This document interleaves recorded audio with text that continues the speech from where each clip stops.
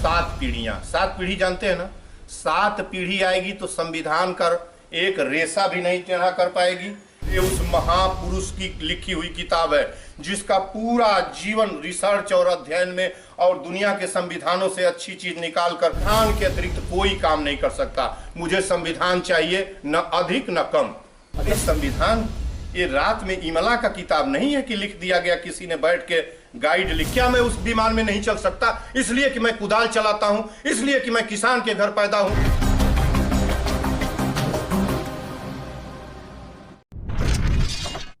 साल के तीसरे महीने मार्च का वह 23वां दिन कई घटनाओं के साथ आज़ादी के उन मतवालों के नाम से इतिहास में दर्ज है। भारत की आज़ादी की लड़ाई में इतिहास का एक महत्वपूर्ण घटना 23 मार्च 1931 को भगत सिंह, राजगुरु और सुखदेव की फांसी हुई थी।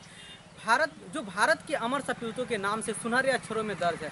आखिर भगत सिंह, राजगुरु और सुखदेव किस तरह के भारत की कल्पना करते थे? क्या उनके सपने थे? उन सपनों का वास्तव में वजह क्या था कि इतने कम उम्र में उन्होंने इस तरह के सपने देखे? क्रांतिकारियों के नाम से जो चर्चित है वो एक 23 मार्च 1931 का जो अमर शहीद भगत सिंह, राजगुरु और सुखदेव की फांसी के नाम से सुनहरे अक्षरों में अंकित है।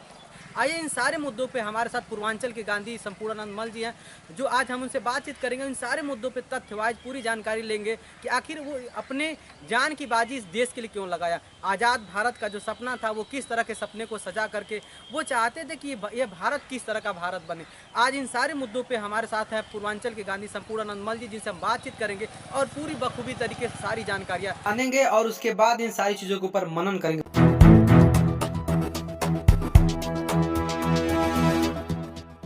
मल जी, आप अक्सर जो है अपनी गाड़ियों पर महापुरुषों के, क्रांतिकारियों की तस्वीर लगा करके घूमा करते हैं। आखिर क्या वजह है कि इनकी तस्वीरें लगा कर? पद चिन्हों पर चलना चाहता हूँ, उसी में जीना चाहता हूँ, उसी में जीता हूँ। अब तक का जीवन उसी में मेरा चलता आ रहा है।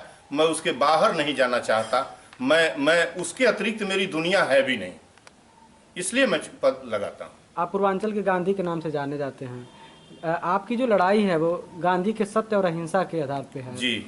और आंदोलन जो करते हैं वो भगत सिंह, राजगुरु, सुखदेव की फौलादी तरह से करते हैं जी। क्या आपको एक चीज बता दें, बहुत सारे लोग 142 करोड़ की आबादी में शायद 141 करोड़, 1 करोड़ लोग जो पढ़े लिखे लोग भी हैं, जो विश्वविद्यालयों से रिसर्च कर चुके हैं, वो भी क्रांतिकारी को समझते हैं कि कोई खून खराबा हो गया, कोई बड़ा भारी कोई भगदड़ मच गई, कोई हाहाकार मच गया।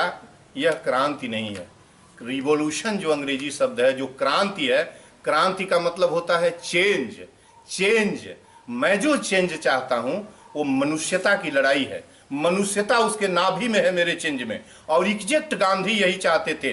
भगत सिंह, सुखदेव, राजगुरु, चंद्रशेखर, सभी क्रांतिकारी यही चाहते थे। और भगत सिंह ने तो बाकायदा लिखा है कि रिवॉल्यूशन जो है हत्या और हिंसा नहीं है। जो क्रांति आप समझते हैं उसमें खून का कोई जगह नहीं है। क्रांति का मतलब है। और भगत सिंह का समाजवाद कहाँ किस क्लाइमेक्स पर होके बोल रहा था पता है आपको? 1930 आते आते उनके समाजवाद की नाभि थी, मैं एक ऐसे समाजवाद की कल्पना करता हूं, एक ऐसा समाजवाद चाहता हूं जिसमें कोई किसी का शोषण न कर सके।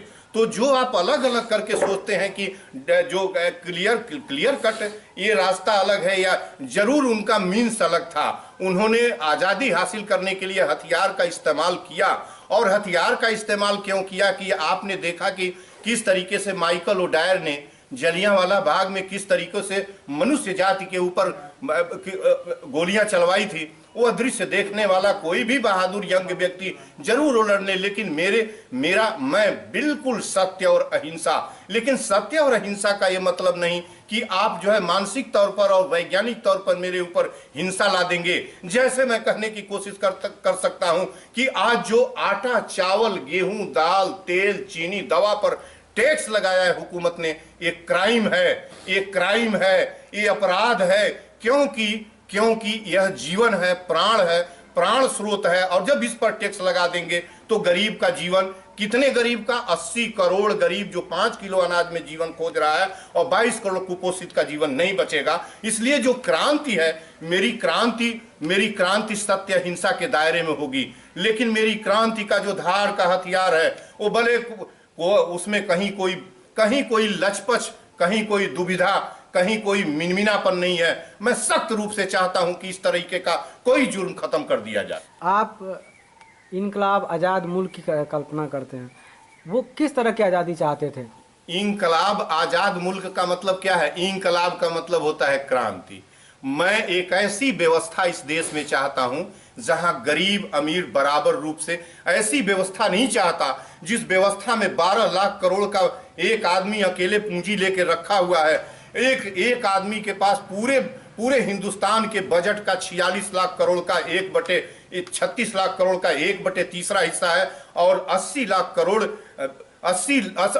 करोड़ लोग 5 किलो अनाज में अपनी दुनिया खोज रहे हैं, और जिनकी कड़ाही में 22 करोड़ की कुपोषितों की कड़ाही में तेल नसीब नहीं है। मैं ऐसे भारत की कल्पना कर रहा हूं, और इंकलाब से करूंगा। ये भी नहीं, लेकिन मेरे इंकलाब में खून नहीं है, खून खराबा की कोई जगह नहीं है। इंकलाब किससे होगी?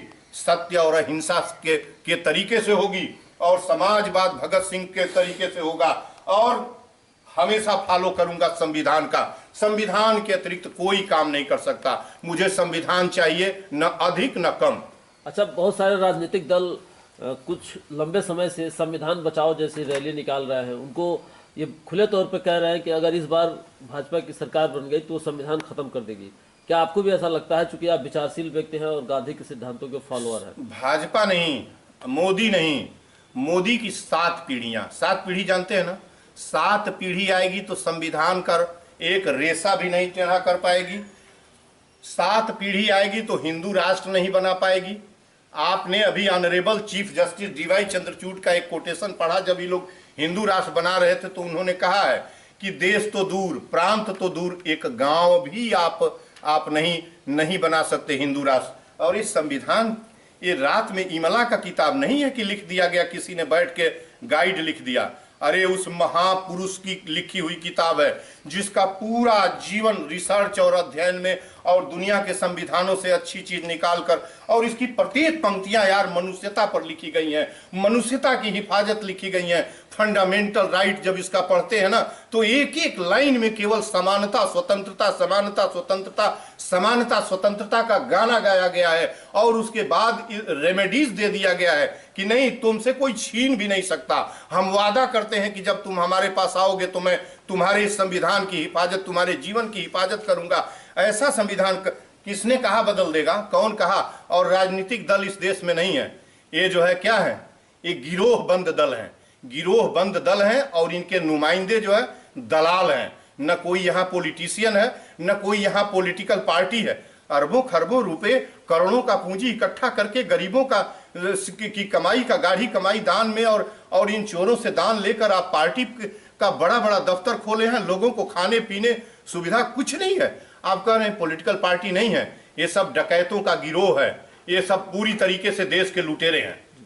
क्या करना चाहेंगे? हम अंतिम तौर पर मुझे फ्री शिक्षा, फ्री चिकित्सा, फ्री संचार चाहिए, और बराबर चाहिए। मुझे भी, मैं भी पैसा नहीं है, लेकिन मैं ये चाहता हूं, बराबर मेरा मन करता है कि मैं भी वंदे भारत में चढ़ के जाऊं। यदि अडानी जा सकता है, यदि प्रधानमंत्री वंदे भारत में जा सकता है, यदि प्रधानमंत्री 8,500 करोड़ की विमान में जा सकता है, तो क्या मैं उस विमान में नहीं चल सकता? इसलिए कि मैं कुदाल चलाता हूं, इसलिए कि मैं किसान के घर पैदा हूं, इसलिए कि मेरे पास पैसा नहीं है। मेरे पास पैसा क्यों नहीं है? मेरे पास पैसा नहीं है तो उसका जिम्मेदार अकेले प्रधानमंत्री है, अडानी है, लुटेरे इस हिंदुस्तान के हैं। मैं इस हुकूमत को नहीं चलने देना चाहता।